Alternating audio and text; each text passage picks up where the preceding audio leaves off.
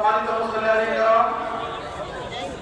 আজকের এই পবিত্র ঈদুল ফিতর উপলক্ষে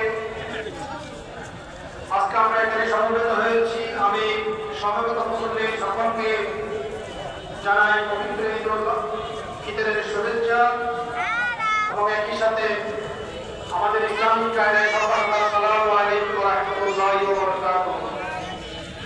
মহান আল্লাহকে অশেষ শুকরিয়া, অশেষ মেহেরবানি যে আমরা পবিত্র রমজান মাসে সিয়াম সাধনার মাধ্যমে আমরা এই সুবিধা পরিপূর্ণ করে আল্লাহ আমাদেরকে এখানে এই পবিত্র ঈদগাহে সমবেত হয়ে একত্রিত হয়ে আমাদেরকে নামাজ পড়ার তৌফিক দিয়েছেন। সেজন্য আমরা সকলে মহান আল্লাহ পাকের দরবারে শুকরিয়া জ্ঞাপন করছি, আলহামদুলিল্লাহ।